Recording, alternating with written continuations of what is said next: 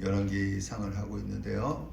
1장은 이 아도니아가 스스로 왕이 되려고 했었는데 하나님께서 솔로몬을 왕으로 세워주신 것입니다. 2장은 이 솔로몬이 아버지 다윗의 유언대로 힘써 대장부 같은 믿음이 되어서 나라를 경고케 한 것입니다. 3장은 솔로몬이 1,000번제를 드리니까 하나님께서 지혜와 총명한 마음과 또한 부귀와 영광을 주신다고 하신 것입니다. 그래서 3장에 하나님이 지혜와 총명한 마음을 주신다는 것을 신실하게 이행을 하시는 것을 볼 수가 있습니다. 4장에는 하나님이 부귀와 영광을 주신다는 것을 신실하게 이행을 하신 것입니다. 5장은 솔로몬이 성전 건축하려고 하는 마음이 있었기 때문에 두로왕 히람으로부터 백향목과 잣나무를 제공을 받고 역군과 진군과 돌 뜨는 자들을 이방인으로 준비한 것입니다. 드디어 6장에서는 성전 건축을 시작을 했습니다.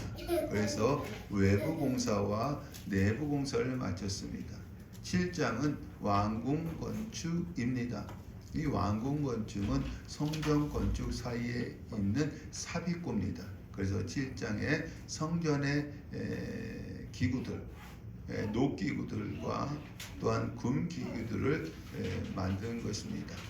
8장은 이 솔로몬이 이 성전을 짓고 여기에 하나님을 모시는 거예요.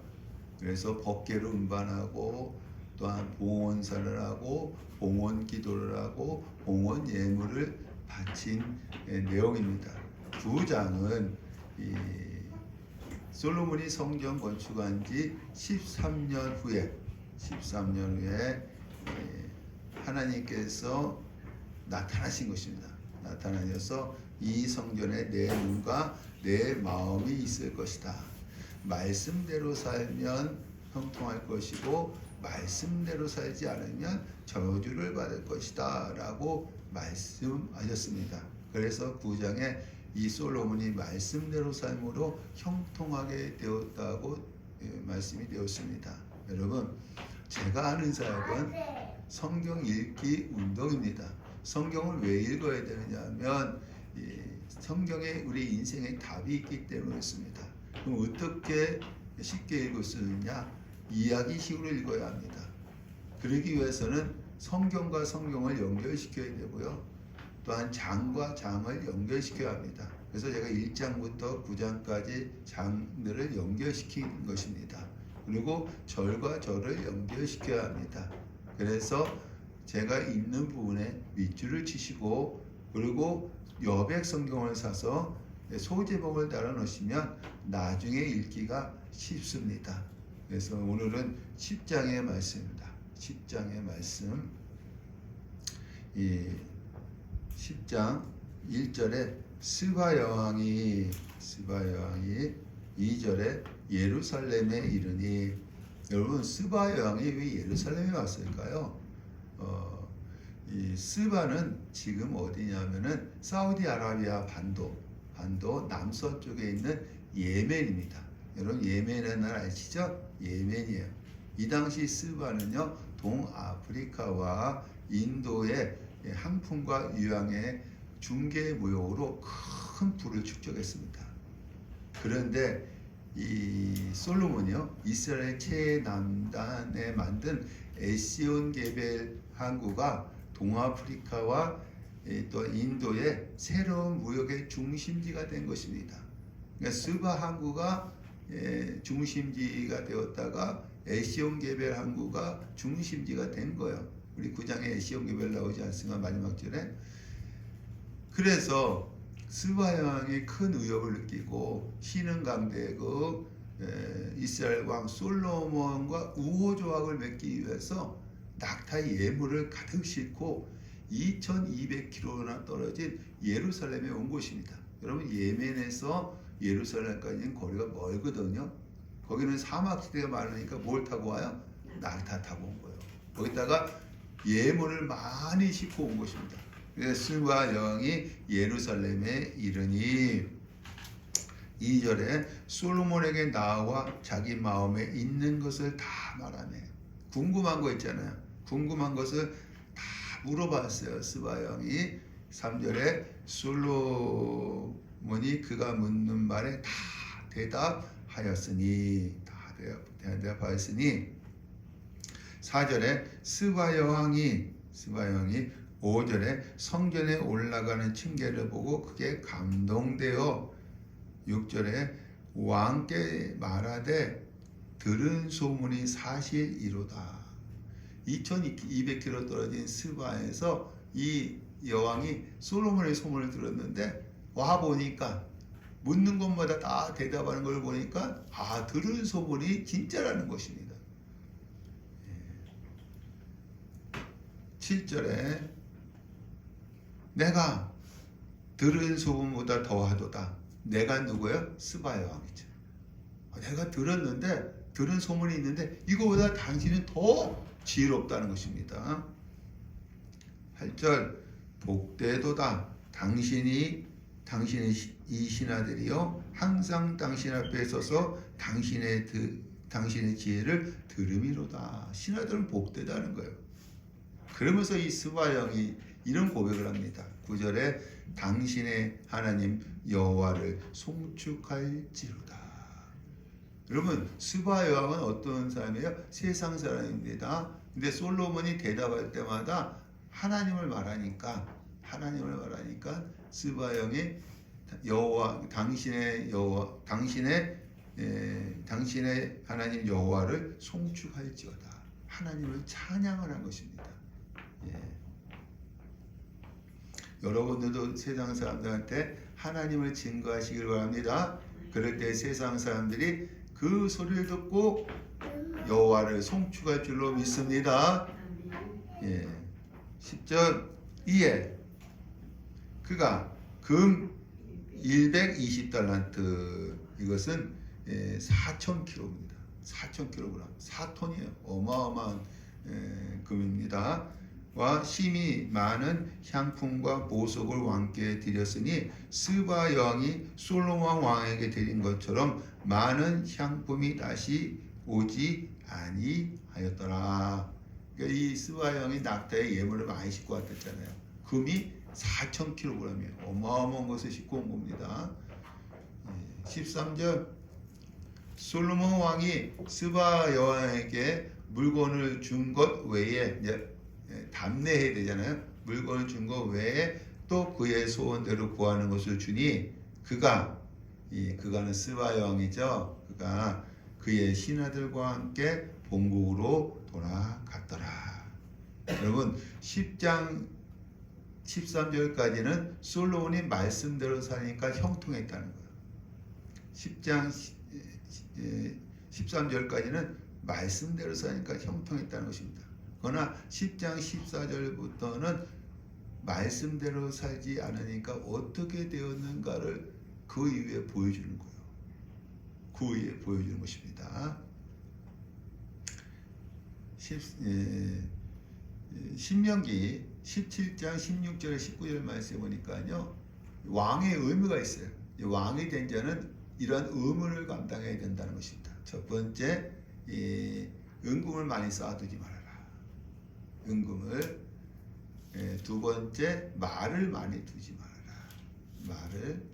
세 번째, 여자를 많이 두지 말아라. 여자를. 네 번째, 율법의 등사본을 읽고 그것대로 통치하라. 성경 말씀대로 통치하라는 것입니다. 왕의 의무가 네 가지예요. 첫 번째, 은금을 많이 쌓아두지 말아라. 두 번째, 말을 많이 두지 말아라. 세 번째, 아내를 많이 두지 말아라. 네 번째, 성경대로 통치하라. 이게 왕의 의무입니다.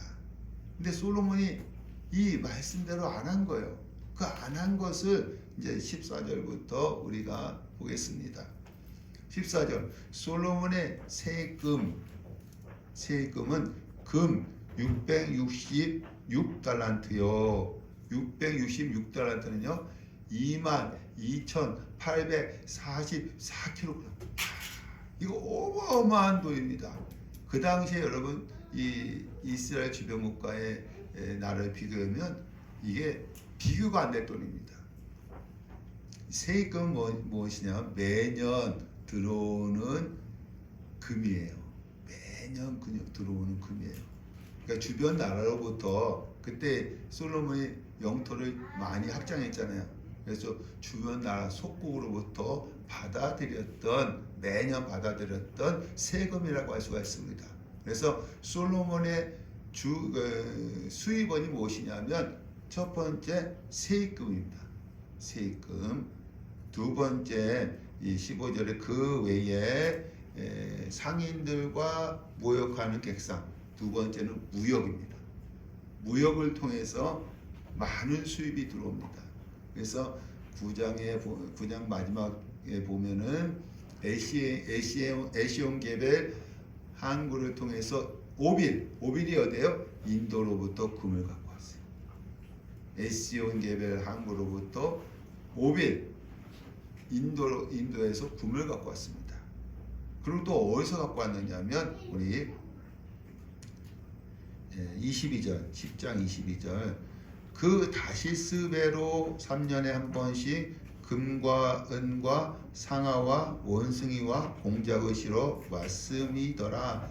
여러분 다시스는 어디예요? 스페인입니다. 스페인. 그럼 다시스배는 어디서 탈까요? 우리 요나서 했잖아요. 요나가 어디로 내려갔죠? 요빠로 내려가서 다시스배를 타고 다시스로 가려고 했었잖아요. 그래서 이 요빠 항구를 통해서 이 스페인에 가서 스페인에 가서 금을 갖고 온 거예요. 그러니까 무역을 했는데 에시온 게벨 항구를 통해서 인도에서 금을 갖고 오고 또 요빠 항구를 통해서 스페인에서 금을 갖고 온 겁니다.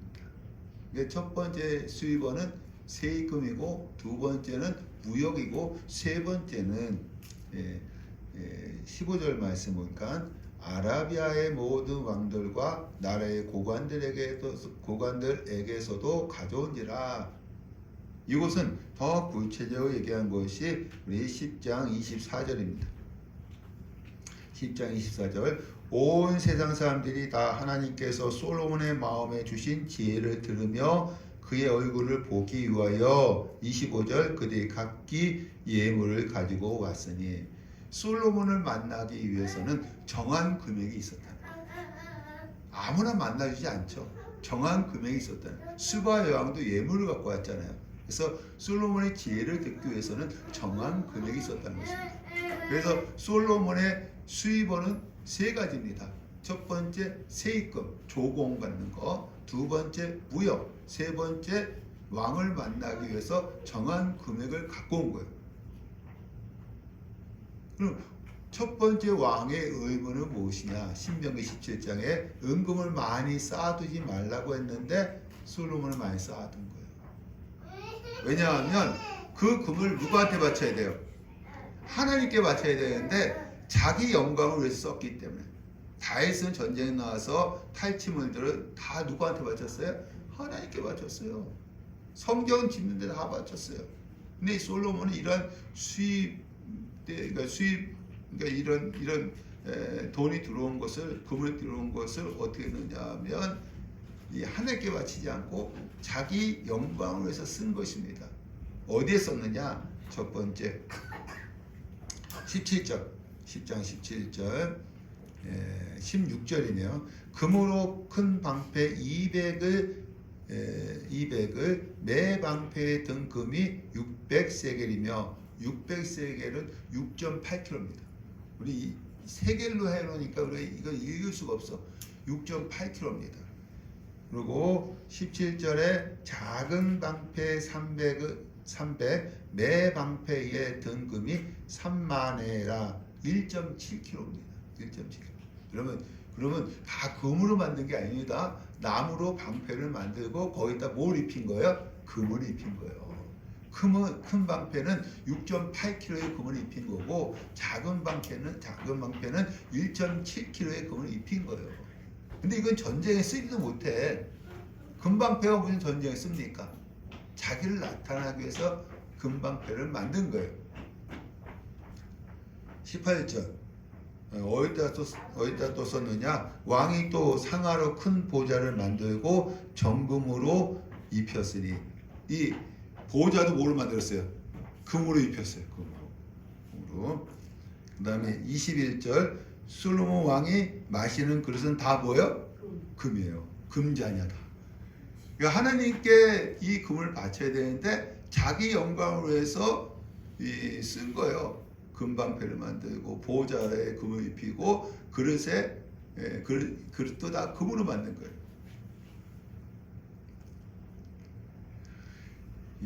그 다음에 26절에서 29절은 10장 26절에서 29절은 왕의 의무 두 번째, 말을 많이 두지 말라고 했는데 말을 많이 둔 거예요. 이 의무를 어긴 거예요. 말을 많이 둔 것입니다.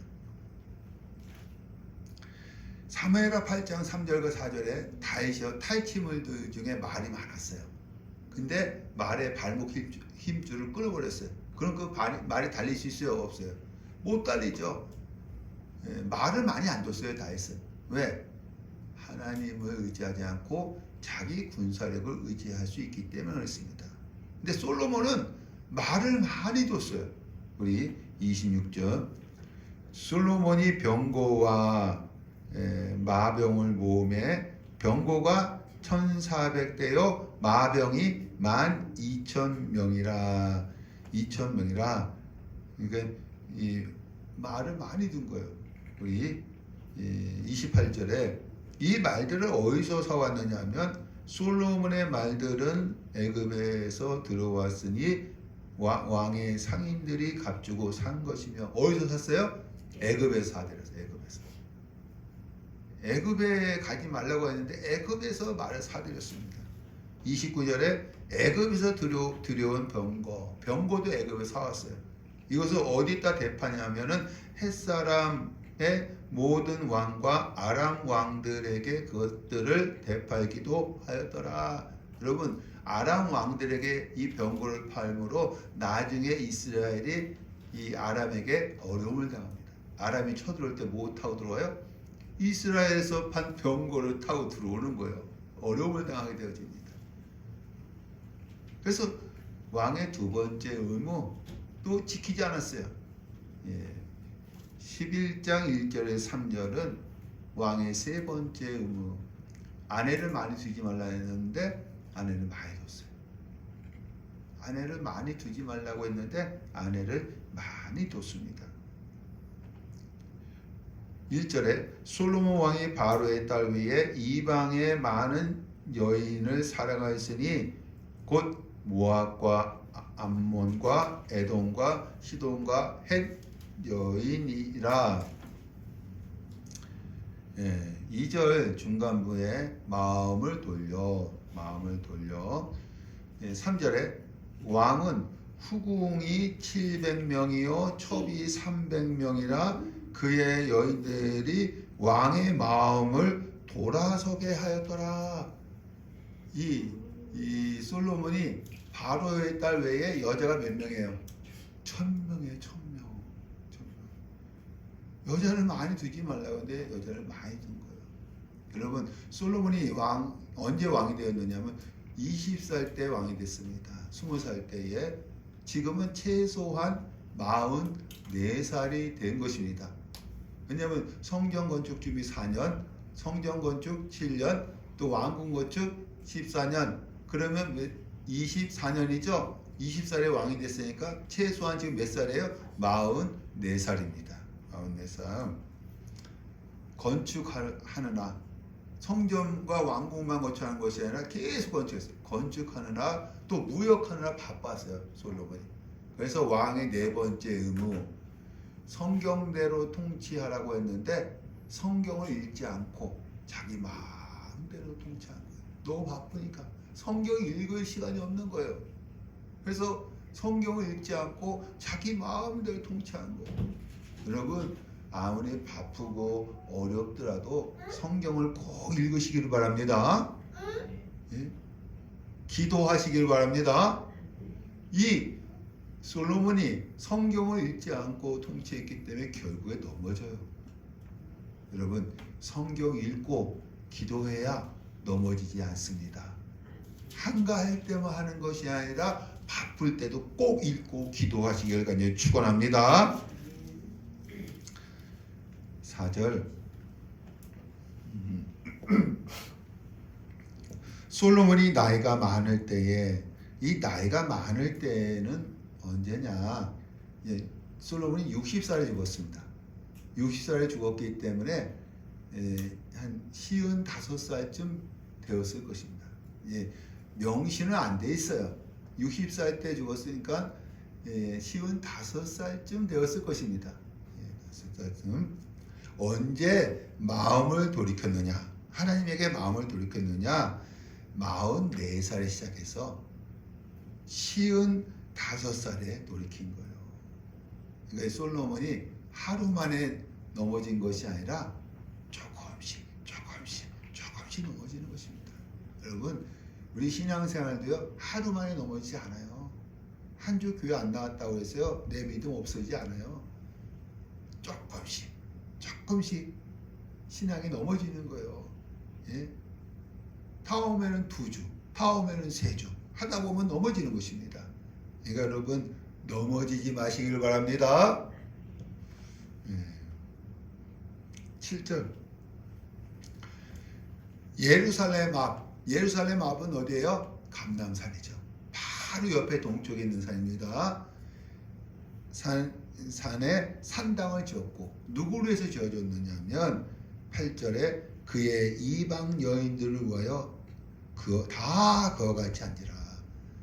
그 이방 여자들, 그 공주들하고 결혼했잖아요. 그 공주들이 섬기는 신들의 산당을 성전 바로 앞에 있는 감람산에 지어준 거예요. 그러니까 이 솔로몬이요, 우리 앞에 말씀 볼까요?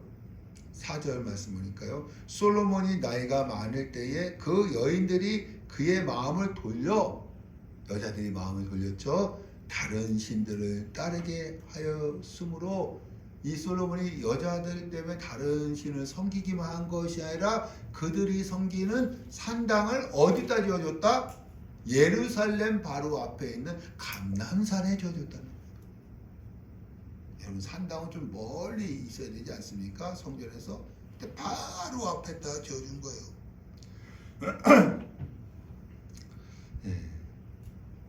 9절 말씀에 솔로몬이 마음을 돌려, 여러분, 이 돌려가요 2절에 나옵니다. 마음을 돌려 2절 동그라미 치시고요. 또 3절에도요 돌아서게 하였더라 동그라미 치시고요. 또 4절에도 마음을 돌려 동그라미 치시고, 9절에도 마음을 돌려 4번 나와요.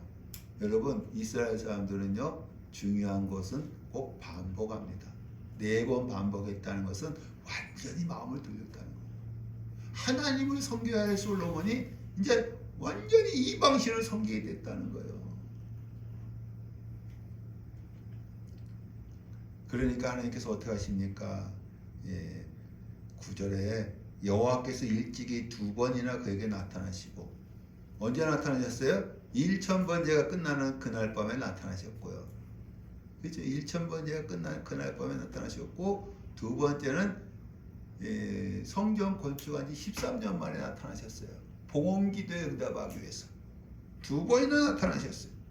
나타나셔서 뭐 하셨느냐 하면 10절에 다른 신을 따르지 말라 하셨으나, 2번이나 다른 신을 따르지 말라 하셨으나 그가 솔로몬이죠, 여호와의 명령을 지키지 않았으므로.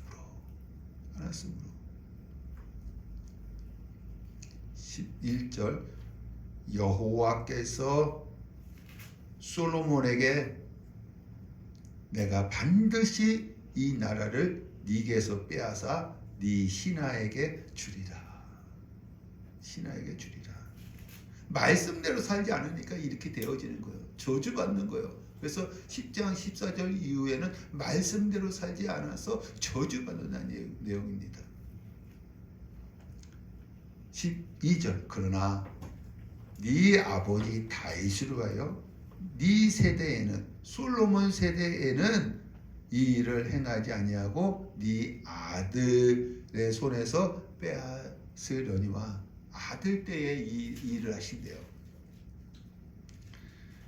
13절에 그래도 한 지파는 네 아들에게 주리라 하셨더라. 이것이 남북이 갈라지는 원인입니다. 그래서 북쪽에는 10지파, 남쪽에는 이 유다 지파와 베냐민 지파. 그래서 남북이 갈라지게 되어진 것입니다. 왜 갈라졌어요? 솔로몬이 이방신을 섬겼기 때문에. 여러분, 이 열왕기는 누가 읽어요? 포로 생활하는 이스라엘 백성이 읽는 거잖아요. 왜 우리가 남북은 아니었을까? 근본적인 이유를 몰랐잖아요. 근데 이걸 읽으면서 솔로몬이 이방 여인과 결혼하고 이방 신을 섬기고 이방 여인의 산당까지 지어져서 이렇게 되었구나 라는 것을 알게 되었을 것입니다. 14절, 11장 14절에서 40절까지는 하나님이 솔로몬을 징계하시는 거예요. 11장 14절에서 40절까지는 하나님이 솔로몬을 징계하시는 것입니다. 징계하시는데 어떻게 하시느냐? 사무엘 7장 14절 다윗 언약이죠. 사무엘 7장 14절 시작. 나는 그에게 아버지가 되고 그는 내게 아들이 되리니 그가 만일 죄를 범하면 내가 사람의 매와 인생의 채찍으로 징계하려니와. 하나님께서 다윗에게 언약을 주셨어요. 그래서 네 아들이 만일 죄를 범하면 내가 하나님이 뭐로? 사람의 매와 인생의 채찍으로 징계한다 그랬어요. 그래서 솔로몬을 인생의 채찍으로 징계하시는 거예요. 하나님께서. 첫 번째 인생의 채찍이 무엇이냐?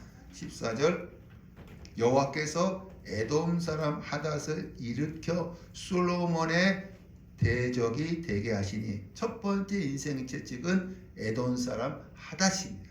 하닷. 그는 이 왕의 자손으로서 에돔에 거하였더라. 그 왜 이 하닷이 이 솔로몬의 대적이 되었느냐? 15절 전에 다윗이 에돔에 있을 때에 군대 지휘관 요압이 가서 죽임을 당한 자들을 장사하고 에돔 남자들을 다 쳐서 죽였는데 16절 요압은 에돔의 남자를 다 없애기까지 6달 동안 그곳에 머물렀더라. 여러분, 전쟁을 하더라도 이게 완전히 진멸하진 않아요. 좀 살려줄 사람 살려주는데 이 다윗의 아래에 있었던 요압 장군은 에돔 사람들을 다 남자들 다 죽인 거야. 그래서 6달 동안 머물면서 다 죽인 거야. 그러니까 여러분, 이 에돔 사람들이 얼마나 원한이 맺혔겠어요. 예? 원한이. 17절 그때에 하닷은 작은 아이라 그의 아버지 신하 중 에돔 사람 몇몇과 함께 도망하여 애굽으로 가려 함에 하여. 그러니까 여러분, 하닷은 간신히 요압 장군의 손에서 벗어나 간신히 도망한 거예요. 어디로 도망했어요? 애굽으로. 18절 미디안을 떠나 바란에 이르고 거기서 사람을 데리고 애굽으로 가서 애굽 왕 바로에게 나아가매. 19절 하닷이 바로의 눈앞에 크게 은총을 얻었으므로 바로가 자기의 처제 곧 왕비 다브네스의 아우를 그의 아내로 삼으매. 이 바로가 이 하닷에게 이 처제를 준 거예요. 결혼시켜 준 거예요. 21절 하닷이 애굽에 있어서 다윗이 그의 조상들과 함께 잔 것과 군대 지휘관 요압이 죽은 것을 듣고 바로에게 아뢰되 나를 보내어 고국으로 가게 하옵소서. 이제 다윗과 요압이 죽었잖아요. 죽었으니까 이 하닷이 어디로 간다고요? 다시 에돔으로 가게 해달라고 한 겁니다. 그래서 애굽 왕이 보낸 거예요. 그럼 다윗 왕이 죽고 이제 누가 왕이 되어지죠? 솔로몬. 그럼 솔로몬 지금 한 50년 정도 통치한 것입니다. 50년 정도 통치. 다윗 왕 때에 죽었을 때에 하닷이 갔으니까 지금 솔로몬이 50년 통치했으면 50년 동안 복수를 준비한 거야. 하닷이. 무슨 말씀인지 아시겠죠? 50년 동안 복수를 준비한 거예요. 일을 가면서. 왜냐하면 이 다윗도 강력한 통치했지만 또 솔로몬도 강력한 통치했거든요. 그래서 솔로몬한테는 대들 수가 없었어요. 그래서 이 솔로몬이 한 50년 통치했을 때 이제 이방신이 생겼을 때에 이제는 그때에 어떻게 일으키는 거예요. 하나님께서 하닷의 복수심을 통해서 일으키는 거예요. 그때죠. 이게 다 하나님의 역사입니다. 이 솔로몬이 하나님을 잘 섬겼을 때는 하닷이 일어나지 못했어. 말씀대로 살아서 청통했기 때문에. 그러나 솔로몬이 말씀대로 살지 않으니까 하나님께서 그 복수심을 이용해서 누구를 일으켜요? 하닷을 일으킨 것입니다.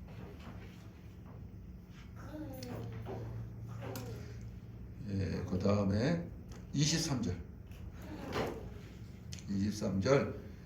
두 번째 인생 채찍. 두 번째, 하나님이 또 엘리 아다의 아들 르손을 일으켜 솔로몬의 대적자가 되게 하시니, 르손은요 아람의 창시자예요. 그 아람의 첫 번째 왕입니다. 그래서 대적하게 하는 거 솔로몬이요. 25절에 솔로몬이 일평생에 하닷이 끼친 환난 외에 르손이 수리아 왕이 되어 이스라엘을 대적하고 미워하였더라. 여러분, 솔로몬의 주 수입원이 뭐예요? 세금과 무역이죠. 세금과 무역이에요. 근데 북쪽 아람은 지금의 어디냐면 시리아입니다. 시리아가 반란을 일으키므로 이 세금을 거둘 수 없어. 거기 속국들로부터 조공을 받았는데 조공을 받을 수 없어. 북쪽을 막아버린 거 하나님께서 이 아람을 통해서. 또 남쪽에 에돔은 여러분 지금의 요르단입니다. 이스라엘 남쪽의 요르단. 거기 이 에돔이 반란을 일으키므로 무역을 할 수 없게 했습니다. 에시온게베 항구가 에돔은 가깝거든요. 무역을 할 수 없게 되었어요. 그래서 수입원들이 끊기게 된 거예요. 그러니까 하나님께서 솔로몬이 말씀대로 살지 않으니까 북쪽도 막아버리고 남쪽도 막아버리는 거예요. 예? 그래서 어떻게 되어지냐면 이 수입원들이 끊기는 거예요. 수입원들이. 세 번째 인생 채찍. 예. 이번에는 이스라엘 외부가 아니라 내부예요. 내부에 있는 자입니다. 예. 솔로몬의 신하 르밧의 아들 여로보암입니다. 여로보암. 손을 들어 반역을 했다는 반역. 손을 들어 왕을 대적하였으니 그는 어디 족속? 에브라임 족속이다. 왜 여로보암이 대적을 했느냐?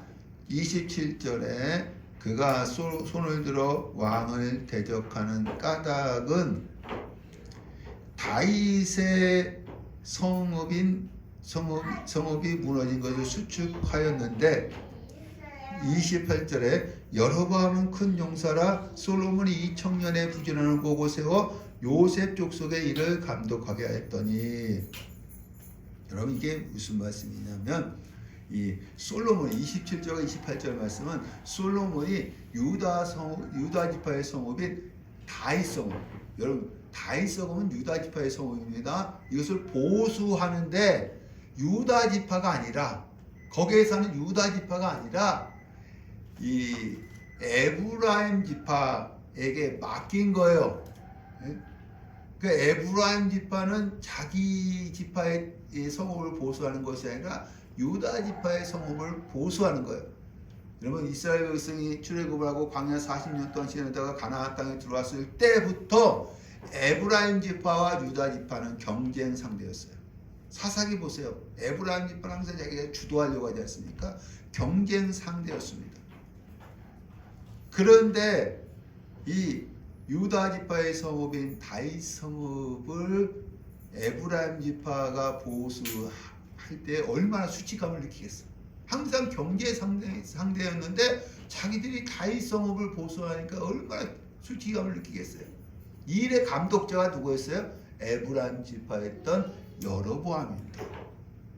여로보암이 솔로몬에 대한 에브라임 지파의 불만을 알고 있었어요.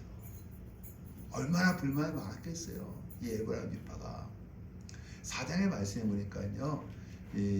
이스라엘 12행정구역으로 나눠갖고 매달마다 한 간장씩 어떻게 해요? 왕실에 먹을 것을 바쳤습니다. 바쳤어요. 근데 거기 뭐가 빠졌어요? 유다 지역이 빠졌어. 왜? 솔로몬이 유다 지파이니까. 그래서 북쪽에 있는 이스라엘 백성들이 불만이 많았어요. 그래서 다윗 성읍을 보수하는데 또 에브라임 지파를 시키니까 더 불만이 가중되었겠죠. 요것을 누가 알고 있었느냐 하면 여로보암이 알고 있었던 거예요.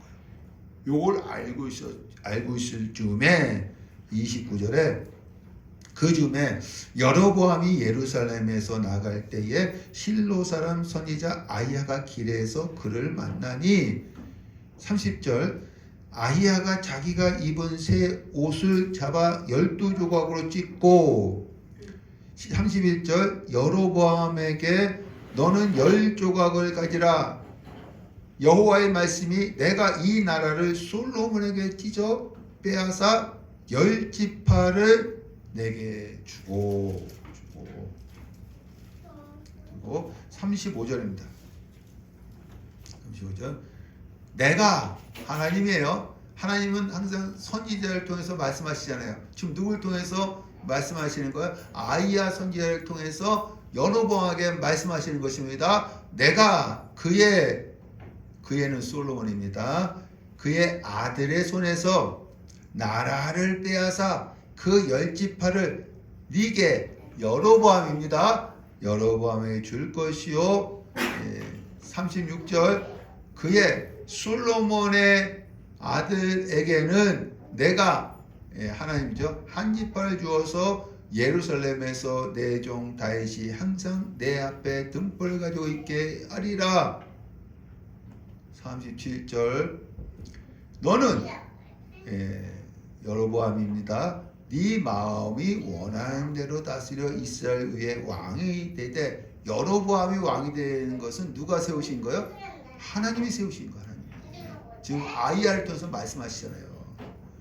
38절 네가 만일 내가 명령한 모든 일에 순종하고 내 길로 행하며 내 율례와 명령을 지키면 너를 위하여 견고한 집을 세우고 이스라엘을 내게 주리라. 40절 솔로몬이 여로보암을 죽이려 하매 여로보암이 일어나 애굽으로 도망하여 솔로몬이 죽기까지 애굽에 있으니라. 왜 솔로몬이 여로보암을 죽이려고 했을까요? 이 여로보암이요 에브라임 지파의 불만을 알고 그 즈음에 아히야 선지자의 예언을 듣고 누구를 대적했기 때문에? 솔로몬을 대적했기 때문에 반란을 일으켰기 때문에 이 솔로몬이 누구를 죽이려고 했던 거예요? 여로보암을 죽이려고 했던 것입니다. 그래서 여로보암이 어디로 도망가요? 애굽. 그 당시에 이스라엘과 문제에 있었던 사람들은 대부분 어디로 도망가요? 애굽. 에돔 사람 하닷도 어디 도망가요? 애굽. 여로보암도 어디 도망가요? 애굽. 솔로몬이 있을 때는 싸우질 못해. 솔로몬이 너무나도 강하니까 솔로몬이 죽기까지 거기 머물러 있는 거예요. 여로보암이. 43절 솔로몬이 그의 조상들과 함께 자매 그의 아버지 다윗의 성읍에 장사되고 그의 아들 르호보암이 대신하여 왕이 되니라. 솔로몬이 몇 살 때 죽었어요? 60살 때 죽었습니다. 20살의 왕이 됐어요. 60살 때 죽었어요. 그러니까 사울도 40년, 다윗도 40년, 솔로몬도 40년 동참합니다. 12장 르호보암이 세겜으로 갔으니 이는 온 이스라엘이 그를 왕으로 삼고자 하여 세겜에 이르렀음이더라. 2절 여로보암이 전에 솔로몬 왕의 얼굴을 피하여 애굽으로 도망하여 있더니 3절 무리가 사람을 보내어 그를 누구예요? 그를 여로보암이죠. 여로보암을 불렀더라. 여로보암이 이스라엘의 온 회중이 와서 르호보암에게 말하여 이르되 4절 왕의 아버지가 우리의 멍에를 무겁게 하였으나 무거운 멍에를 가볍게 하소서.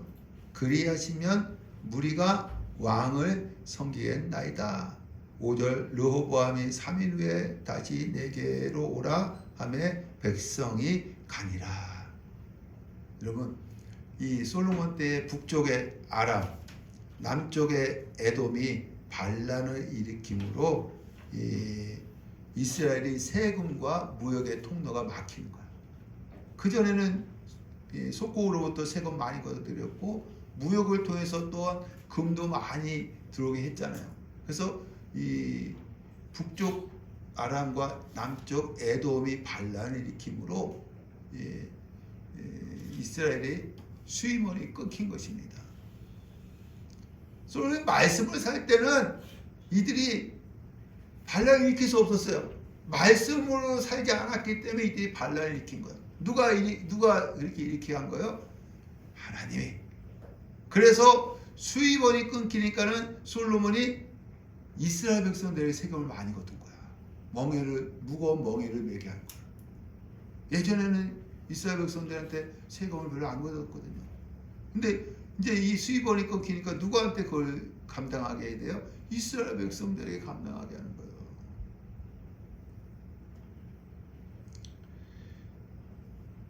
그래서 이스라엘 백성들이 뭐라고 하느냐 하면 세금을 줄여달라는 거야. 이제 더 이상 건축할 게 없지 않느냐 이거야. 이거 솔로몬 때 건축 많이 했지만 더 이상 건축할 것이 없으니까 세금을 줄여달라는 것입니다.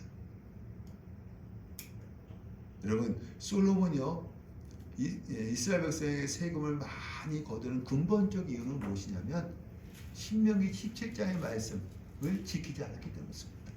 그럼 이스라엘 백성들은 뭐라고 요구해야 되느냐면 당신의 아버지는 말씀을 지키지 않아서 이방신을 섬겼습니다. 당신은 말씀대로 사소서 우리가 당신을 따르겠나이다 이렇게 해야 돼. 그런데 이들은 말씀대로 사는 건 전혀 관심이 없고 세금 줄여달라, 건축 일 시키지 말라 이것만 요구하는 거예요. 이런 분위기 속에서 북이스라엘이 만들어졌기 때문에 19명의 왕들 중에서 선한 왕이 하나도 없었습니다.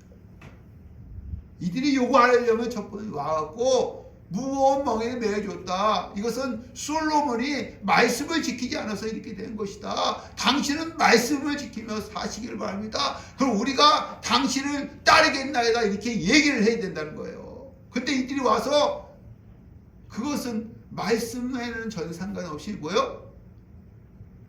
세금 줄여달라, 이 시키지 말라 이것만 얘기하는 거예요.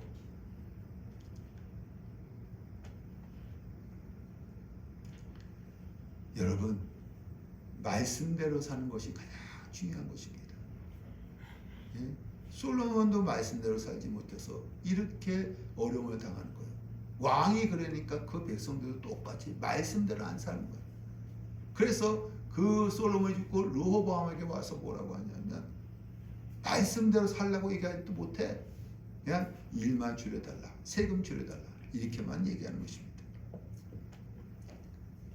우리 3일 후에 오라고 했어요. 그럼 르호보암이 누구랑 의논하느냐?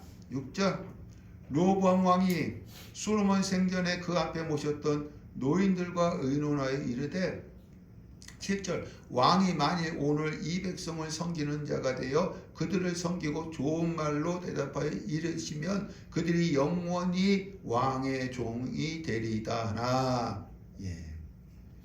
노인들은 그렇게 건면했어요.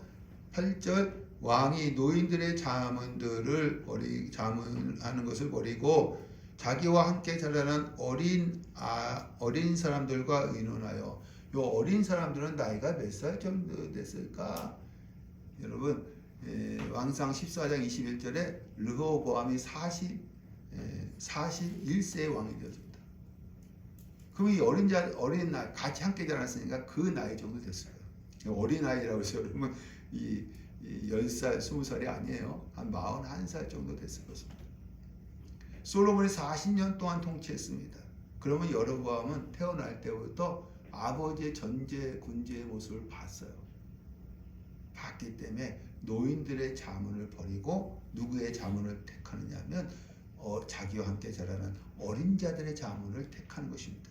이들이 뭐라고 했느냐 하면 10절 왕은 대답하기를 내 손가락이 내 아버지의 허리보다 굵으니 11절 내 아버지는 채찍으로 너희를 징계하였으나 나는 정갈 채찍으로 너희를 징계하리라 하소서. 12절 3일 만에 여로보암과 모든 백성이 르호보암에게 나왔으니 14절 누구의 자문?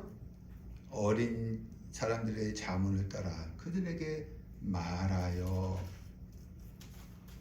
뭐라고 말합니까? 내 아버지는 채찍으로 너희를 징계하였으나 나는 뭐로? 정갈 채찍으로 너희를 징치하리라 하니라. 아버지보다 멍에를 더 무겁게 한다는 거예요.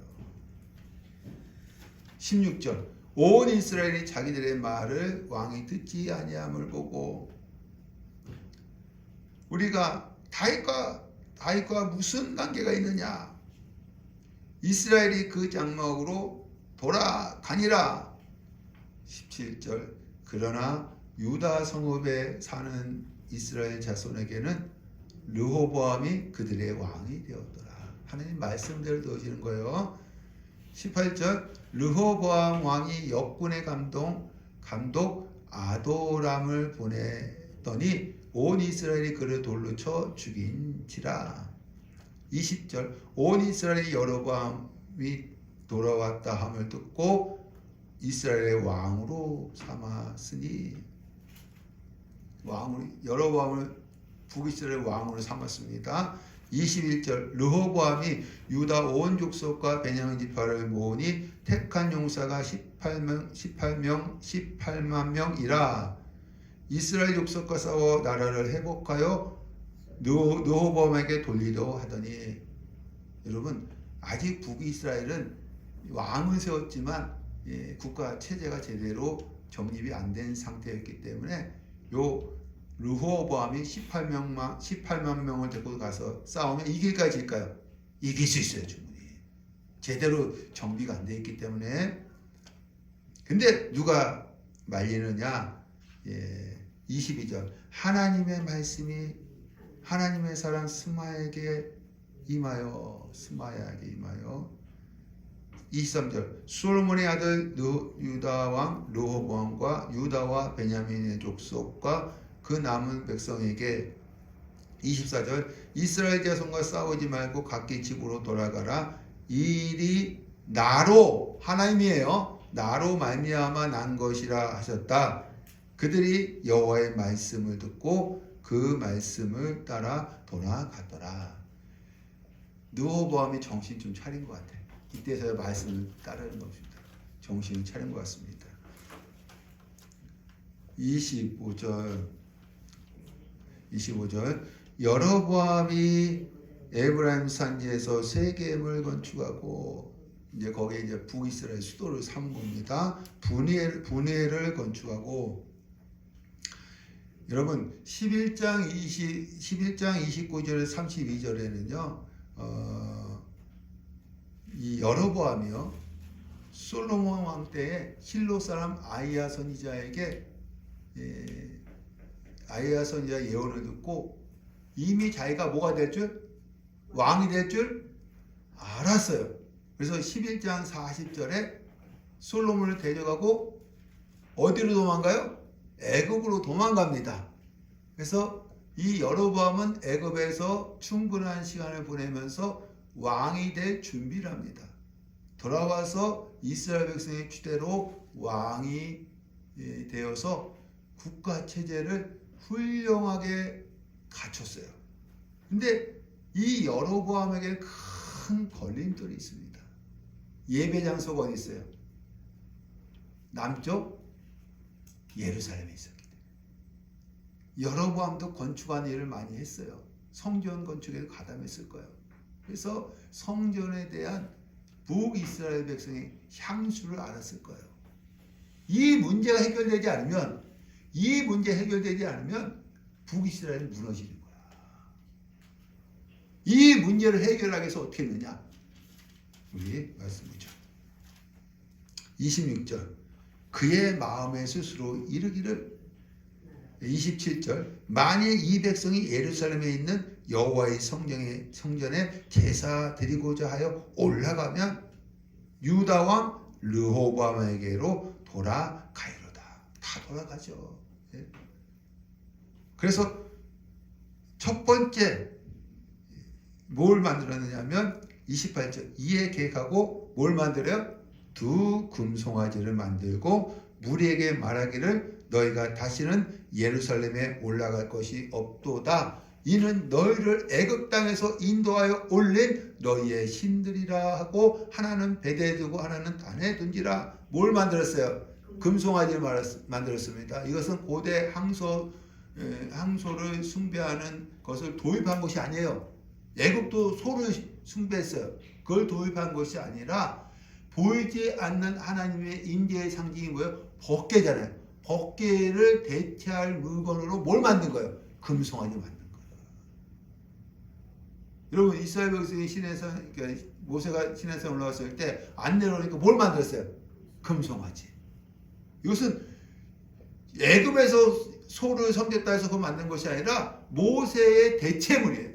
여기서 마찬가지로 하나님의 임재의 상징인 법궤의 대체물로 금송아지를 베델과 단에 만들어 놓은 거예요.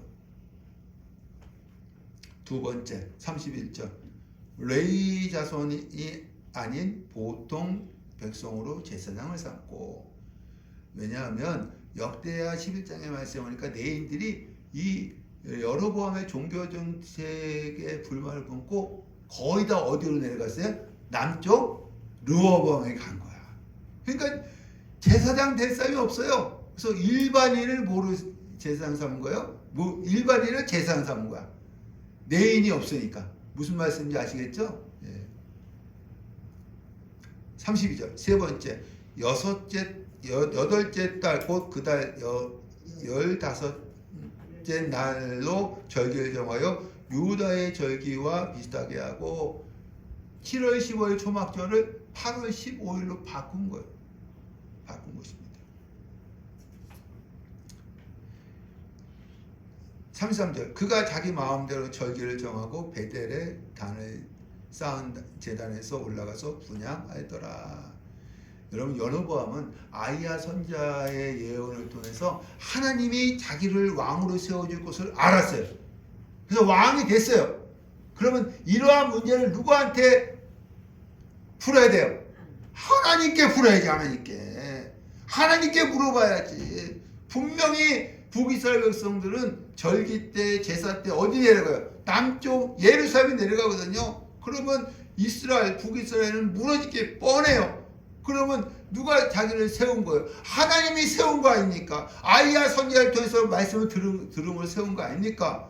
그러면 이 문제를 누구한테 물어봐야 돼요? 하나님께 물어봐야 해요. 하나님께.